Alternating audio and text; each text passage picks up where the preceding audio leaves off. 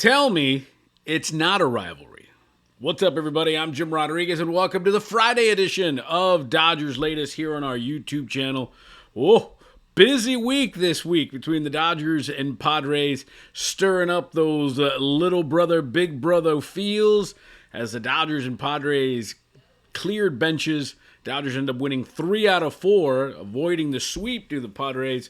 But Tatis got hit, Ohtani got hit, benches cleared, managers ejected.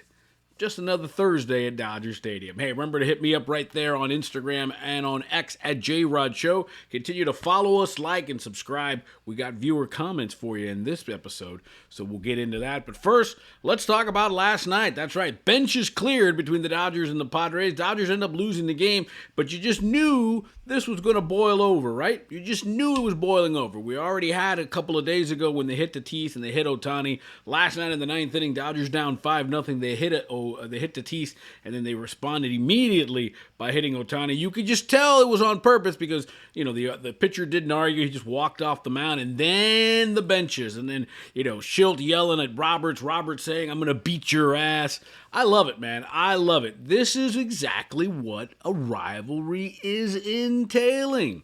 Meanwhile, before we get into that, let's just talk about how this series pans out. Dodgers end up winning 3 out of 4. They have now won 5 of 7 from San Diego. They also won 2 out of 3 from the Giants. So as it turns out, Dodgers lead the National League West by 3.5 over San Francisco and 5 over the aforementioned Padres. Remember when the Giants beat the Dodgers the other night? I think of the first game of that series, Dodgers were clinging to first place, dangling there. It looked like it was all coming to an end. Well, they ripped off 5 straight wins to get involved in this, and they saw some great performances, some great comebacks. Although EMTT Sheen, we hardly knew you, right? We'll get into him in a little bit as well. But let's get back to Dodgers and the Padres. Yeah, we had a viewer commented on us where he basically said, you know, I talked about, is this the best rivalry in baseball right now? And I think they might have, maybe you didn't listen completely to what I said.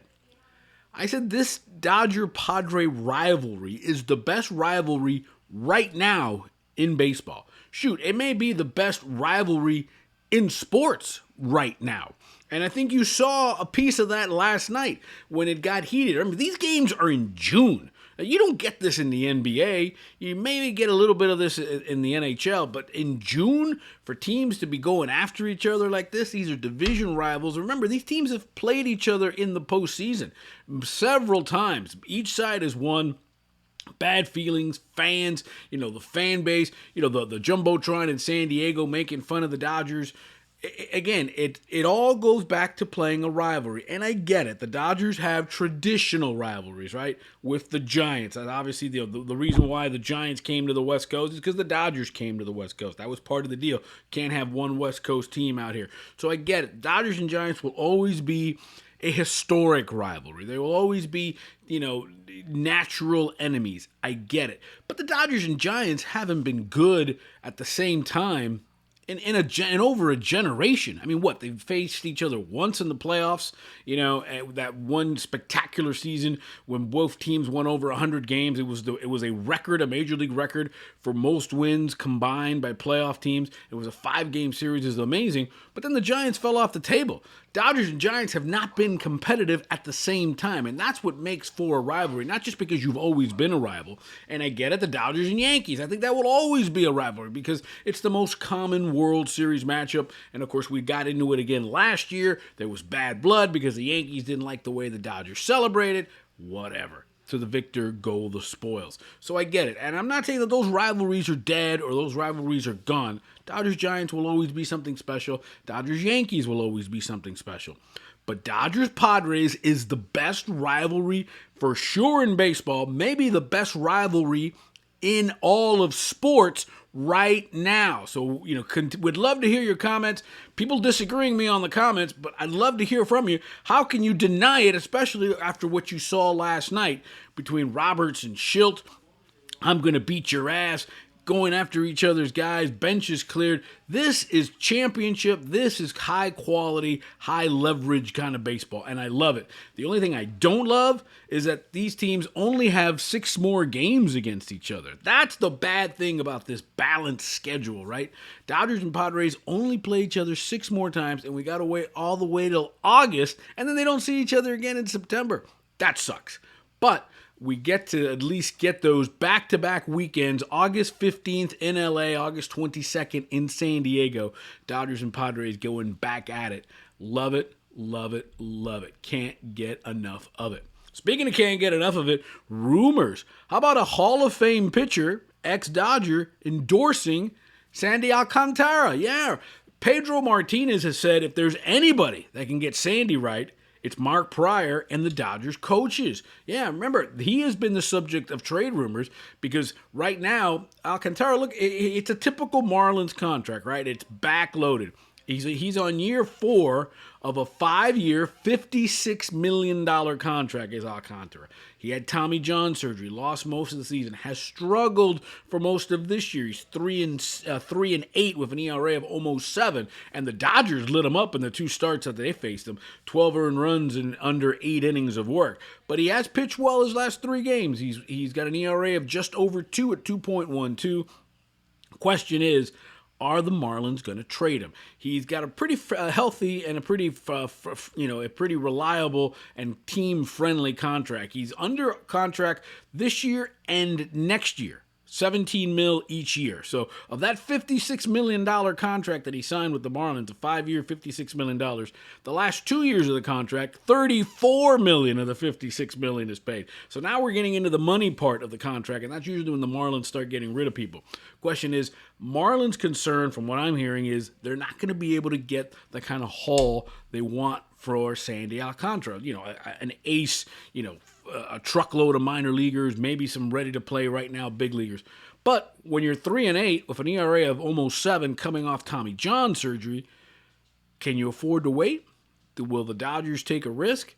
Team-friendly contract. It's 17 next year, and then there's a buyout of $2 million in 27. So it doesn't break the bank. Although with the Dodgers just buying the Lakers, breaking the bank doesn't exist in the Dodgers lexicon. But is Sandy Alcantara a guy worth making a trade for? I mean, we've talked Paul Skeens. The other day we talked about Chris Sale. I think Chris Sale is more reasonable than Alcantara. I think there's just a lot of money and a lot of we don't know. I think the Marlins are not going to trade him, but I'd love to see him in Dodger blue, and Pedro Martinez is absolutely correct. If there's anybody that can get the Dodgers right, it's Mark Prior and the Dodgers. How about EMTT Sheen? He came back after missing a whole year with Tommy John surgery, pitched great, 4 innings against the Padres, and promptly got sent down to the minor leagues. He's got options. It's not that he pitched poorly. The Dodgers have some days off. They want to keep him pitching on a sort of rotation, and he can do that in Oklahoma City. Is he part of a trade? Did you send him down so he can't hurt himself? He looked good. Let's put him on the shelf so we can trade him. Maybe. That's. I think if there's any trade involving the Dodgers, I think Dalton Rushing, the backup catcher, who is the Dodgers pretty much their number 1 prospect, other than James Outman and some guys down in the low minor leagues. I think Dalton Rushing, everyone's going to want him. Maybe EMTT Sheen just put himself in a position where, hey, let's trade him. He's healthy. He's back from Tommy John. Maybe you do a package. Rushing and Sheehan 4. I don't know if it's for Alcantara. I certainly don't know if it's Chris Sale. Those guys have team-friendly contracts, so it's interesting.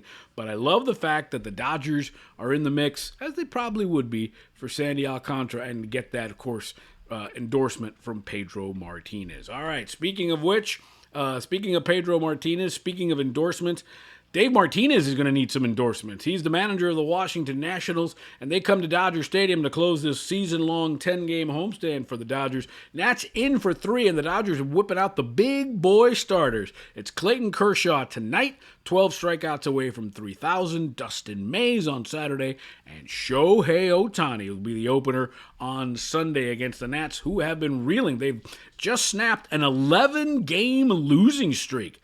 They have been scuffling. Dave Martinez is blaming the players. He's on the hot seat. Interesting situation what's going on in Washington. And it really sucks because Washington was actually hovering right around 500 at the time of their 11-game losing streak. Now they're 31-44, 14 games behind the Mets.